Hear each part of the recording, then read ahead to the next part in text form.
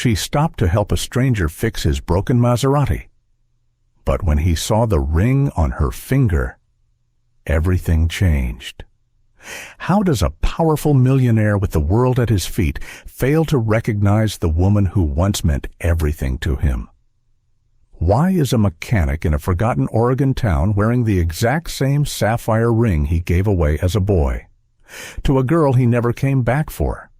And what buried truth could connect them both to a stolen piece of land, a missing mother, and a secret so dangerous it could bring down an entire empire? This is not just a story about a car breaking down. It's about promises broken and remembered, about the quiet strength of a woman who lost everything but never forgot who she was, and about a man who built his life on lies, until one moment on a sun-scorched road shattered the illusion forever.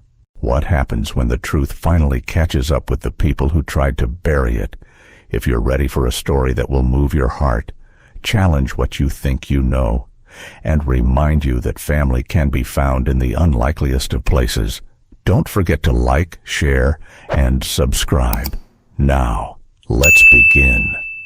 The midday sun poured down like molten glass, turning the remote back road outside Elmsbury into a griddle of cracked asphalt and wavy heat lines. A Maserati Quattroporte sat helplessly on the shoulder, its hood raised, steam curling skyward in thick, frustrated puffs. Inside, Graham Ashford slammed his fist against the steering wheel, hard enough to make the horn croak once in protest. His watch read 11:42 a.m. 17 minutes, he muttered under his breath. 17 minutes until I lose the board, the press, and my reputation in one go. He stepped out of the car, the soles of his Italian loafers crunching against loose gravel. His silk dress shirt clung to his back, already translucent with sweat. The collar of his tailored navy suit was creased. He looked out of place like a statue dropped in a cornfield. The engine hissed back at him with smug indifference.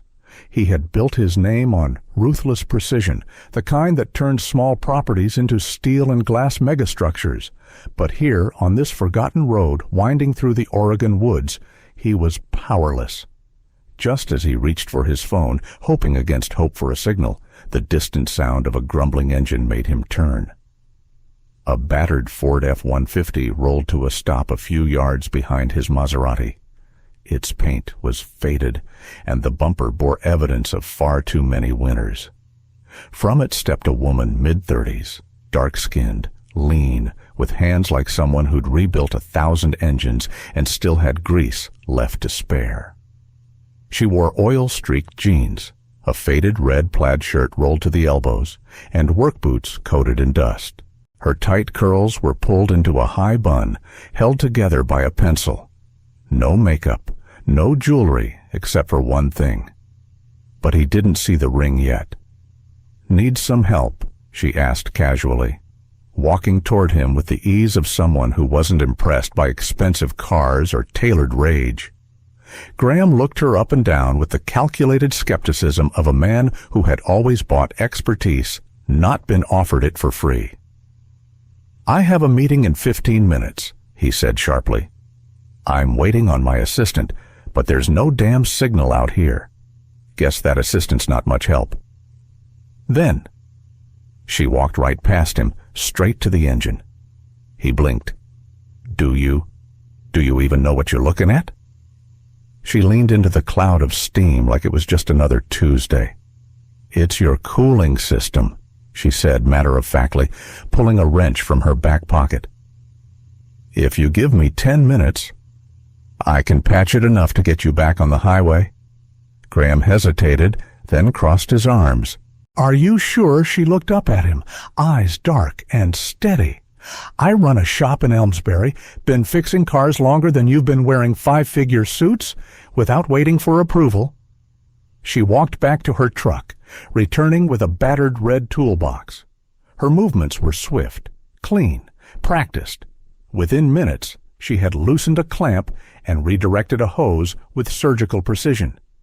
He stared, trying not to look impressed. "You're saying 5 more minutes and the engine would have been toast completely," she confirmed. "These luxury models, powerful as hell, but delicate like people who rely on assistants to call a tow truck." He flinched a little. Maybe he deserved that. Why would someone like you? He started, then paused. Live out here in the middle of nowhere. Her back stiffened slightly. She didn't turn. "Because I do real work. Real people live in towns like Elmsbury. Excellence doesn't only live in penthouses and private jets, Mr. Ashford." He stared at her. "How do you know my name?" She finally faced him again. "You're in the business section of the Oregon Herald every other week. Groundbreaking this, acquisition that." Then she wiped her hands on a rag, slammed the hood shut, and dusted her palms. "That should hold. You'll make your meeting." "Barely." Graham pulled out his wallet, flipping through neatly folded bills. "Please, this is the least I can do." She hesitated, but reached out her hand. And that's when he saw it. A silver ring on her middle finger, worn but elegant set with a small blue sapphire. The cut was simple, but the design was unmistakable. His breath caught, his hand froze. He knew that ring. He had held it once, given it away with a promise he never kept. The memory hit like thunder a summer day. A quiet tree, a girl with fierce eyes and scraped knees, and a vow made between 2 children who had nothing but each other. His lips parted, but the words came out hushed. "Where did you get that ring?" She instinctively pulled her hand back, closing her fingers around the stone. "It was my mother's," she said, eyes now wary. "Why do you ask?" Graham's pulse thudded behind his eyes. Could it be? It was impossible. But there she was, standing in front of him, the one person he had never truly forgotten, even if he had tried. The Maserati was already a speck in Naomi's rearview mirror when she pulled her truck back onto the road. She didn't look back, but her hand, still wrapped tightly around the steering wheel, trembled, just slightly. She drove in silence, her thoughts louder than the engine beneath her. The sun had shifted. The light changed. But that look on his face when he saw the ring, she couldn't shake it. She had spent years preparing for the day she might see Graham Ashford again. She just didn't expect it to happen in oil-stained jeans, sweat on her brow, and grease under her fingernails. Back at Riverworks' garage, Naomi went straight to the back room, ignoring the ringing phone, the blinking messages on the old landline, and the familiar creak of the office door that never quite closed right. She crouched down beside the worn wooden cabinet and pulled out a narrow box with a dent in one corner, her mother's keepsake chest. Inside, yellowed newspaper clippings, brittle with time, faded photographs, a carved wooden bird no bigger than a thumb, and a letter written in soft cursive, the ink smudged from where a tear had once fallen.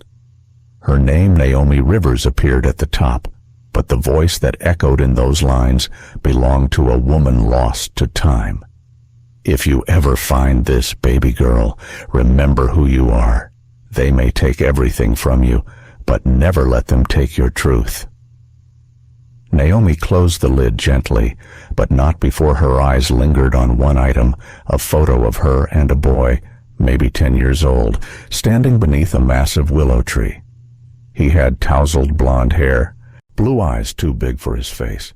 He wore a shy smile, and on her finger even then was the same ring. She didn't need to flip the photo over to remember his name.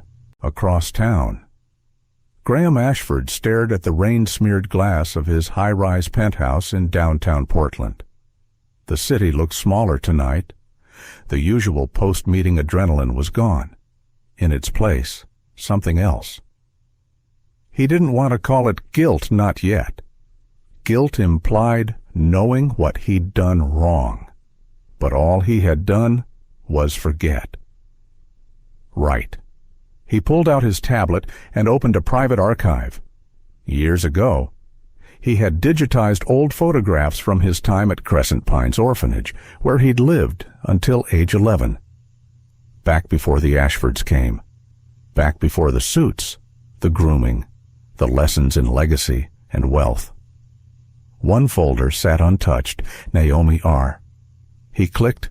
Photos spilled across the screen, some cropped, some blurred, but all unmistakable.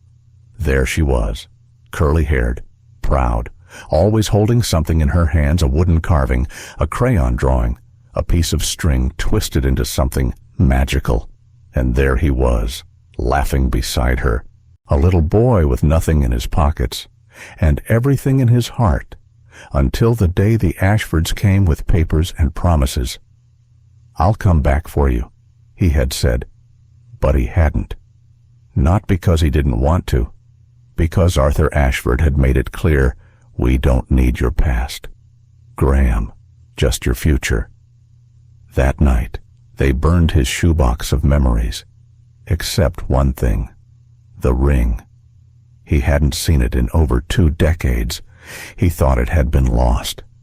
Now it was back on her finger, and he had looked her in the eye without even recognizing her. Graham closed the tablet and dropped his head into his hands.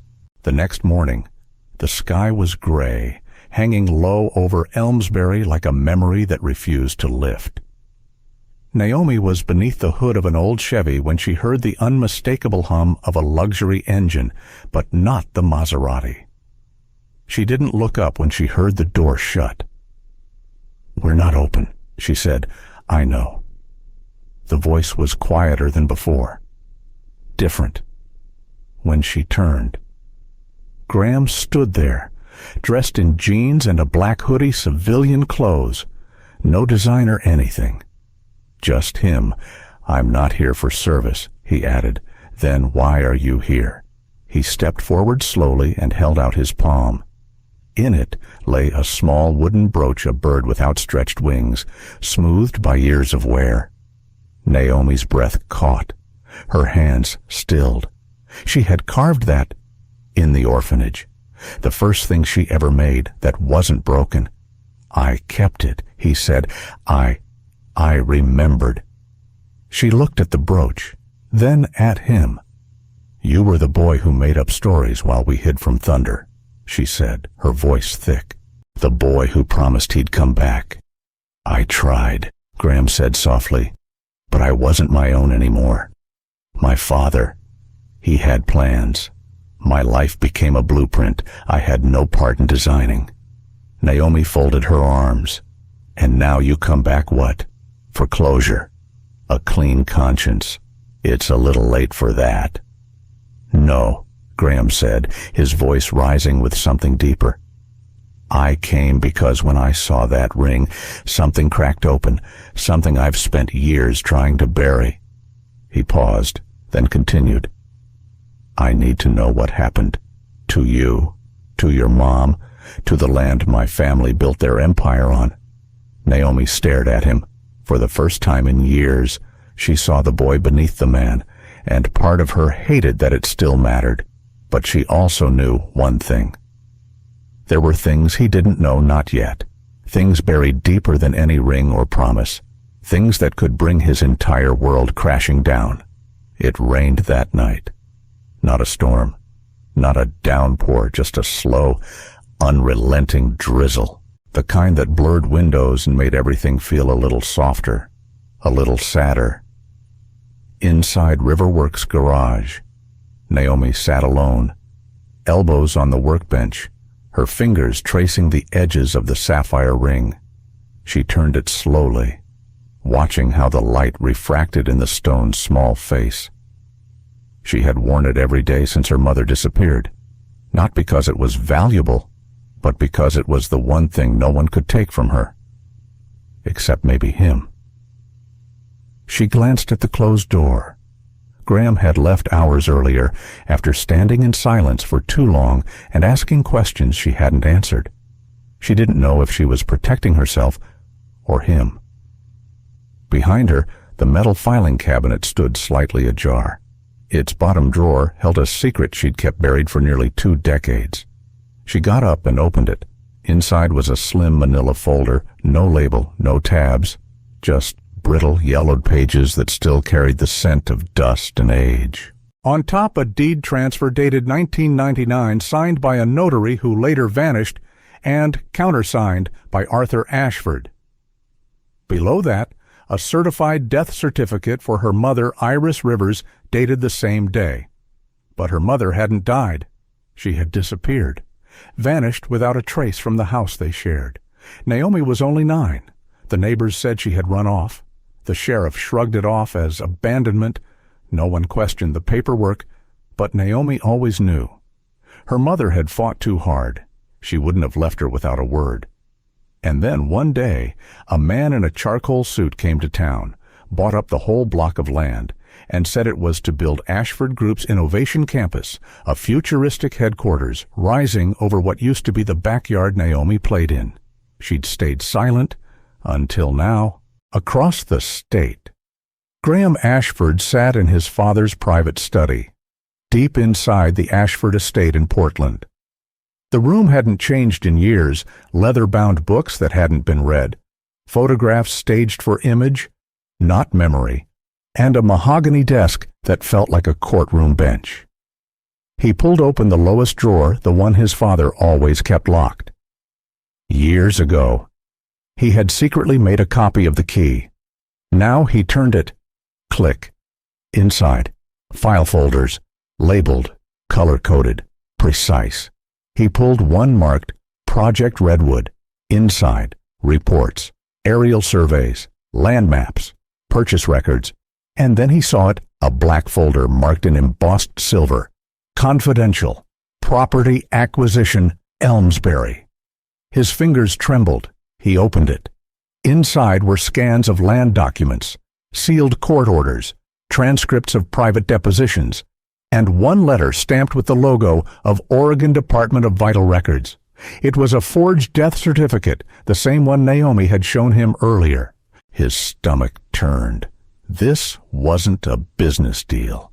It was a theft, a cover-up, a lie with his father's signature at the bottom. And worse, his name was on the final page, listed as a beneficiary of the land reassignment. He backed away from the desk like it had burned him. "God," he whispered, "what did you do?" "Dad." The next morning, Graham showed up at Riverworks just after dawn. Naomi was already there, tightening bolts on a lifted pickup, face streaked with grease.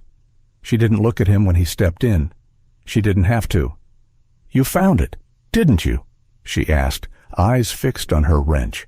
"I did. And now what, you disappear again?"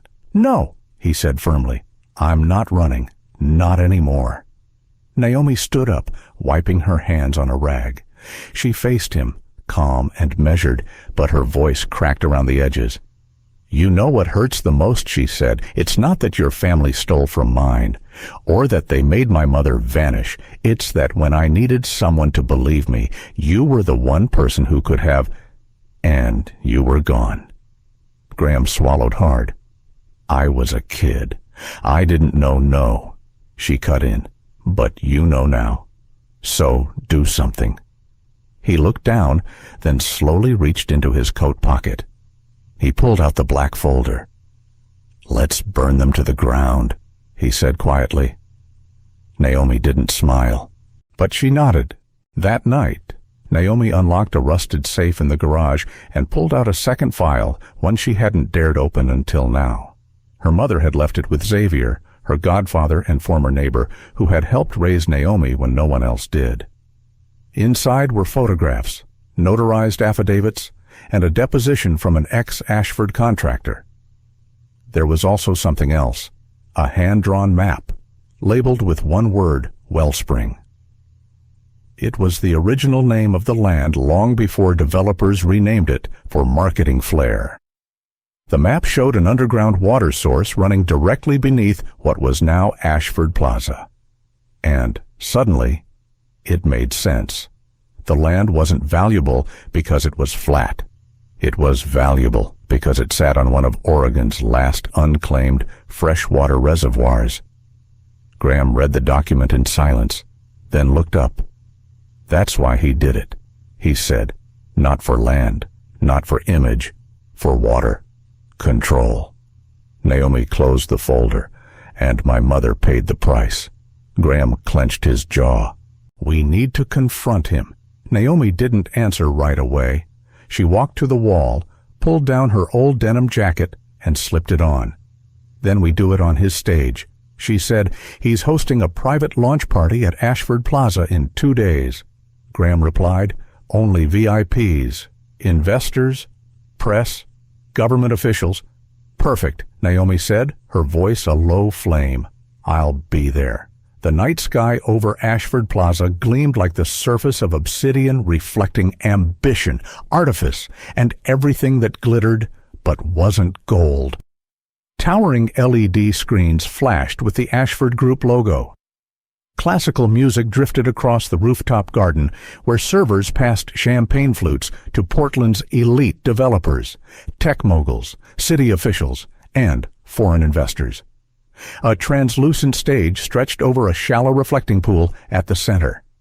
And, in the shadows, Naomi Rivers adjusted her collar. She wore a charcoal gray blazer borrowed from Xavier and black boots polished just enough to pass the velvet rope. Her curls were tied back into a sleek twist, and a single item remained on her hand. The sapphire ring. It caught the lights just right. She hoped it would catch eyes too. Are you sure about this? Graham asked beside her. Unlike his father, he hadn't arrived in a limousine tonight. No flashy suit either, just a crisp button-down and resolve carved into his posture. Naomi didn't answer immediately. I'm not here for revenge, she said. I'm here for truth. He nodded. That might be more dangerous. A nearby server glanced their way, eyeing the guest list on a sleek tablet. Naomi turned toward Graham. Get me on that stage. At exactly 8:43 p.m., the crowd hushed as Arthur Ashford stepped onto the stage. He was all polished charisma and practiced charm. His voice boomed through the speakers. Tonight, we celebrate the future Ashford Plaza innovation, sustainability, community impact. Naomi exhaled slowly. Community impact. Her jaw tightened. The man who had stolen her family's land, who had faked a death certificate, who had buried her mother's name under concrete and steel, was now celebrating impact. Not tonight, not anymore. From the control booth, Graham nodded to the AV tech, someone who owed him a favor, and the floor lights shifted suddenly.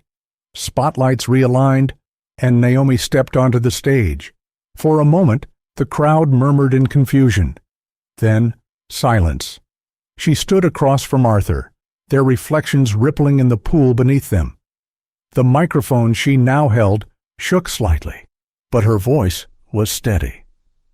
My name is Naomi Rivers, she began, meeting his eyes. I was born in Elmsbury, on the land this building now stands on. Arthur froze, color draining from his face. Naomi lifted a folder, the original land deed. Behind her, screens flickered from logos to documents, signatures, and scanned court records, all real, all damning. My mother was declared dead 20 years ago by forged documents signed by Arthur Ashford himself. She was not dead. She was silenced, threatened, displaced. Gasps rippled through the crowd. A reporter at the front began filming. Phones raised. This land wellspring was stolen, not purchased. The Ashford legacy is not built on vision, it's built on violence. Arthur stormed forward, his voice dripping venom. Who the hell let her up here? Graham stepped out of the wings, calm and clear-eyed. I did. The crowd turned again. Arthur's voice lowered into a hiss.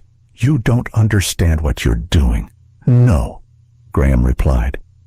I finally do. You'd destroy your own future. No, he said. I'm reclaiming my name. Backstage, a small commotion was unfolding. A woman had arrived mid-50s, weathered but elegant, wearing a simple navy shawl and a gaze that cut through glass. Iris Rivers.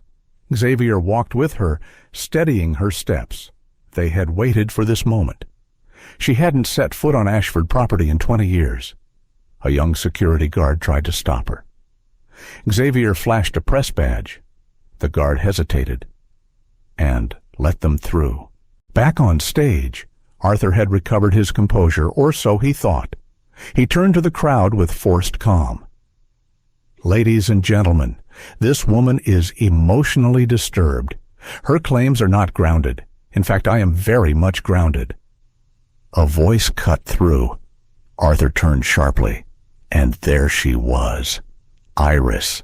Naomi didn't move, but her lips parted in a silent gasp. For a beat, no one spoke. Iris stepped forward, holding up a faded black and white photo. In it herself, Naomi as a girl, and Graham as a child beneath the willow tree. I was forced into hiding, threatened with losing my daughter if I didn't comply.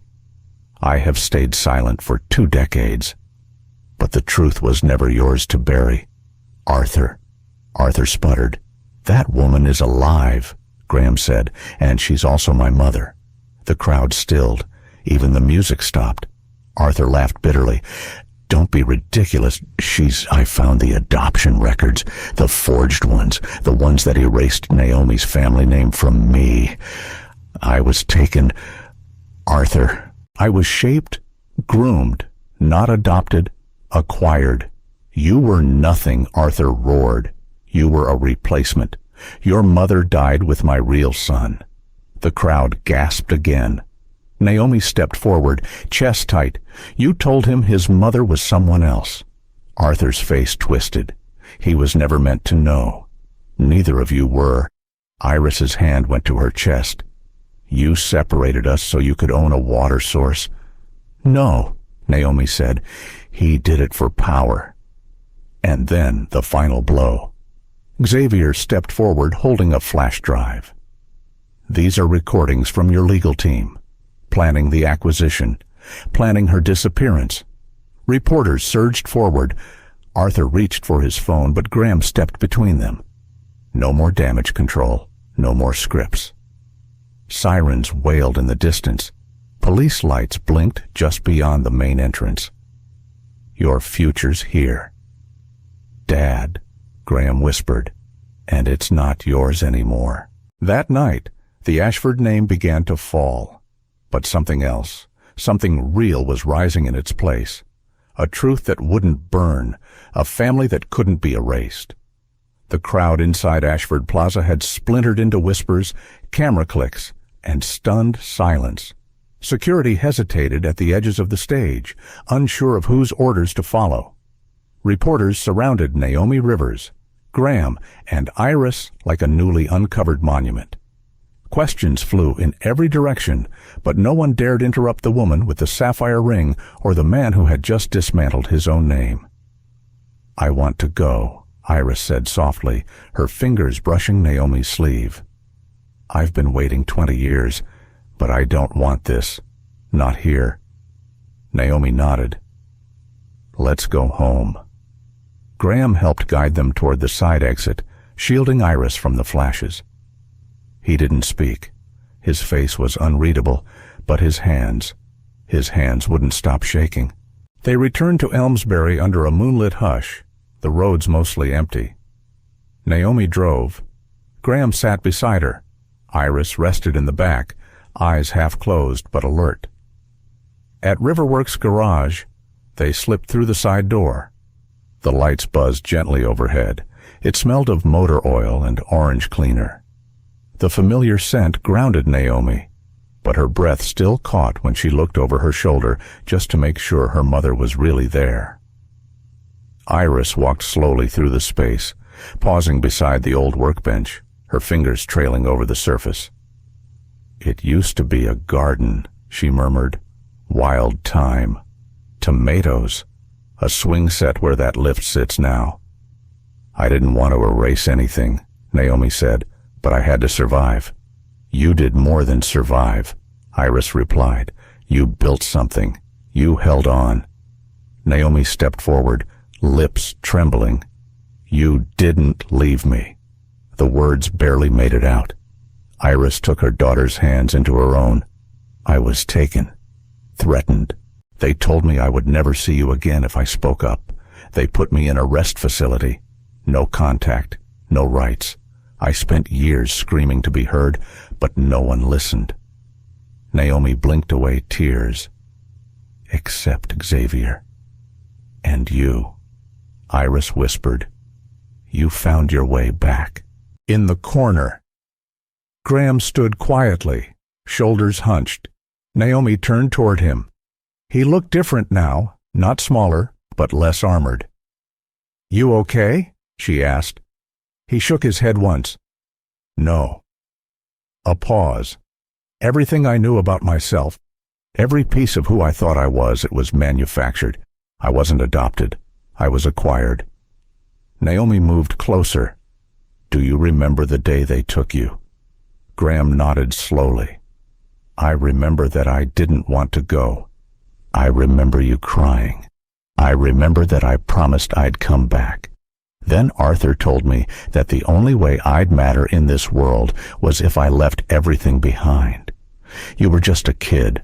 I believed him, he said, voice hoarse, and I forgot you. Naomi's voice softened. But you remembered the ring. He looked at her then, eyes full of ache and recognition. I never stopped wondering about you, even when I didn't realize it. They stood in silence, old wounds bleeding beneath the skin of new truths. Then Iris reached into her coat and pulled out a second envelope sealed, stained with age, but intact. I was given this by someone on the inside. She said, a nurse. She said to hold it until the day I saw you again. Naomi opened it slowly. Inside was a black and white photograph. A young Iris, holding two infants barely a few months old. A nurse stood beside her. On the back, a handwritten note. Twins, Graham and Naomi Rivers, born July 14th. Naomi staggered. I don't understand. I didn't either, Iris said, until I saw both of you under the lights tonight. Your eyes, the way you move, I thought it was impossible. But now I know you didn't lose one child, Naomi whispered. You lost us both. Graham sat down slowly, the truth punching the air from his lungs. I'm your brother, he said, and you're my sister. No one spoke for a long time, only the hum of the fridge in the back room and the weight of truth settling in. Naomi broke the silence first. All this time, I thought you were a part of what broke us, she said. But you were broken too. And now, Graham asked. Now, she said gently, we build something better. She reached over and placed the sapphire ring in his palm. No, he said quickly, that's yours. We shared everything once, Naomi replied, and we will again. Outside, a quiet dawn was forming. It would be a different world in the morning, but at least it would be honest.